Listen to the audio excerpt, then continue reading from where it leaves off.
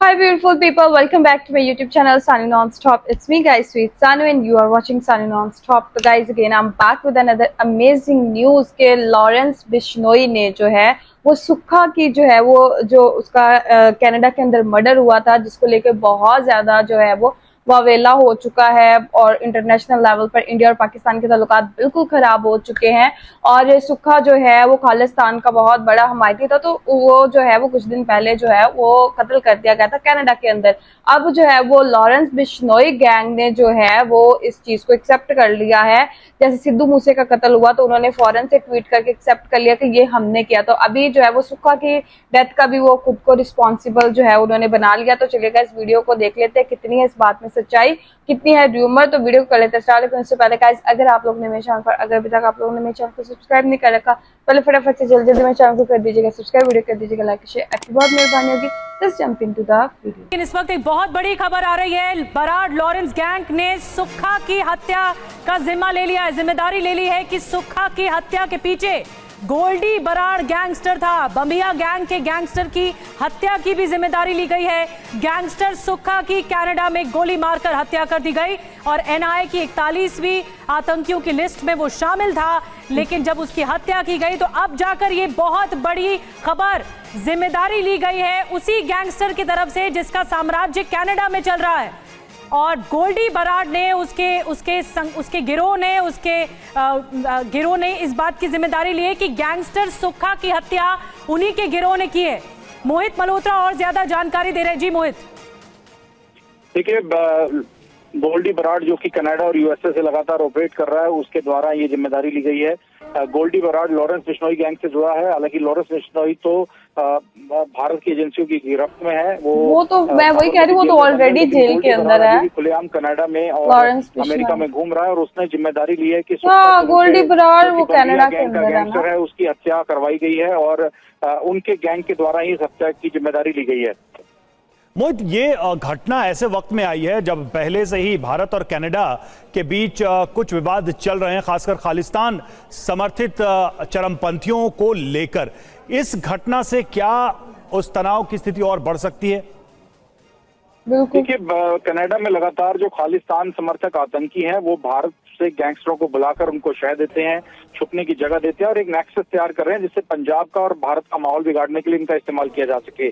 तो यही जो वर्चस्व की लड़ाई है वहां पर गैंग वॉर हो रही है। और ये जो सुक्खा दोनों के जो गैंगस्टर है ये भी खालिस्तान समर्थकों के लिए ही काम कर रहा था। गैंग वॉर की बात से सामने आ रहा है कि जो कनाडा आरोप लगा रहा है, भारत की एजेंसी का नाम ले रहा है कि हरदीप सिंह निज्जर की हत्या में भी भारतीय एजेंसियों का हाथ था, उस दावे की कहीं ना कहीं उसको झूठा ये साबित करती है घटना, क्योंकि वहां पर आपसी गैंग वॉर ही चला आ रहा है। मोहित, ये जो हत्या की जिम्मेदारी ली गई है गोल्डी बराड़ के गैंग की तरफ से, ये किसके जरिए, क्या सोशल मीडिया के जरिए बताया गया? और निज्जर की हत्या के पीछे भी क्या इन्हीं का गैंग का हाथ है? देखिए, निज्जर हत्याकांड के पीछे तो अभी तक किसी भी गैंग ने अपनी कोई जिम्मेदारी नहीं ली है, लेकिन ये बात बिल्कुल सही है कि खालिस्तान समर्थक जो आतंकी हैं कनाडा में और जर्मनी, फ्रांस और यूएसए में बैठे हैं, उनके बीच में वर्चस्व की लड़ाई चल रही है। अपने आप को बड़ा नेता साबित करने का ये लोग प्रयास कर रहे हैं वहां पर, इसी वजह से भी गैंग वॉर की आशंका है। लेकिन अब सवाल कनाडा की सरकार, उसके एडमिनिस्ट्रेशन पे भी है, क्योंकि वहां से ऑपरेट करने वाले चाहे खालिस्तानी आतंकी हो और चाहे गैंगस्टर हो, वो खुलेआम इस तरह की हरकतों को अंजाम दे रहे हैं। आतंकी भी, चरमपंथी भी और इस तरह के गैंगस्टर जो भारत में वांटेड है वो वहां ऑपरेट कर रहे हैं खुलेआम और क्लेम भी कर रहे हैं हत्या करने का।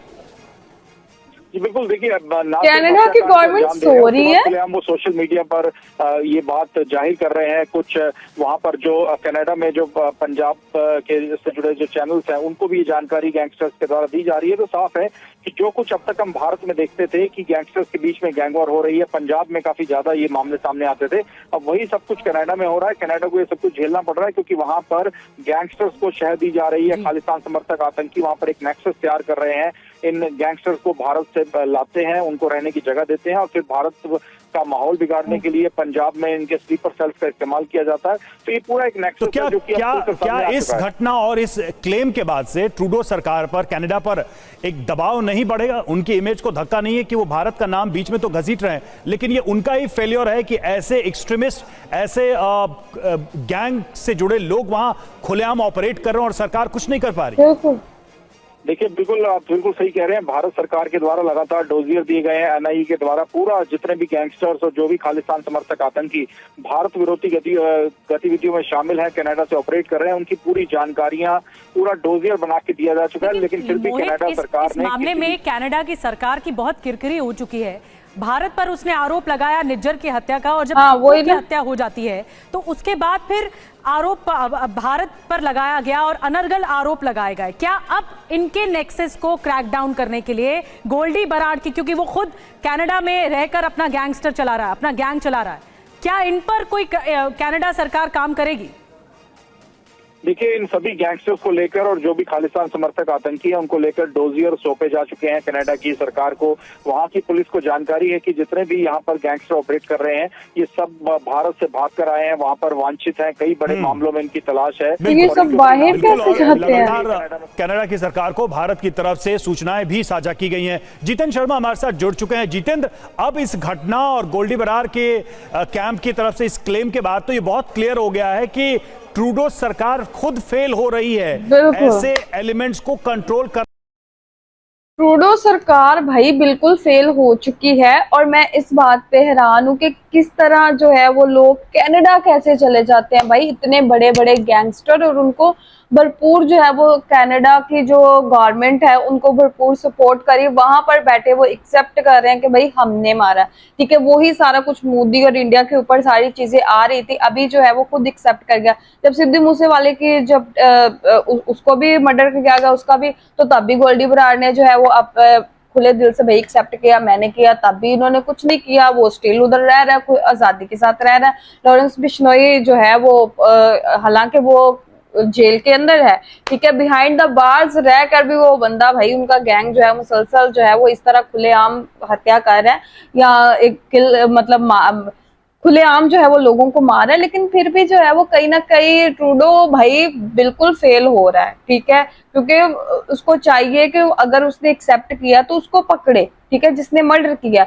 लेकिन ये लोग बाहर कैसे जाते हैं, आराम से खुलेआम वहां पे हर चीज करते हैं। हालांकि कहते हैं ना यूरोप कंट्रीज के अंदर ये नहीं हो सकता, वो नहीं भाई, आजकल सब कुछ सब जगह पर हो रहा है। तो गाइस, आप लोगों का इसके बारे में क्या कहना है कमेंट बॉक्स के अंदर जरूर बताइएगा। चैनल को सब्सक्राइब, वीडियो को लाइक शेयर जरूर कीजिएगा। चलिए गाइस, मिलते हैं आपके नेक्स्ट वीडियो के अंदर। Bye bye.